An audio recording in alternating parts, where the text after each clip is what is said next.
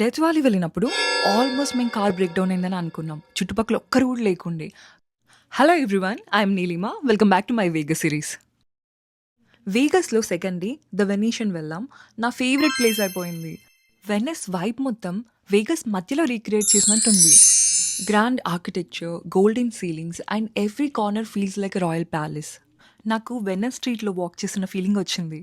మంచిగా soft lights ఉండే, romantic music ఉండే, కామ్గా ఉండే మొత్తం.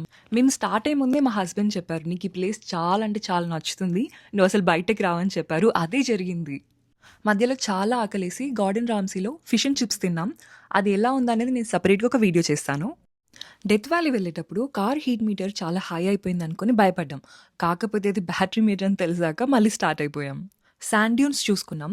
నేను మౌంటైన్ పర్సన్ కాదు, అందుకే నాకు నచ్చలేదేమో. మీరు ఆల్రెడీ చూసుంటే మీకు ఎలా అనిపించిందో చెప్పండి. ఆ రోజు నైటే మెటీరియల్ షవర్ ఉండే, సో మేము చాలాసేపు వెయిట్ చేసి అవి చూసుకొని వచ్చాం.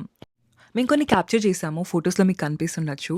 మీరు ఇంతకుముందు చూసారా మెటీరియల్ షవర్? నేనైతే first time. Thank you so much for watching. Stay tune for next episode.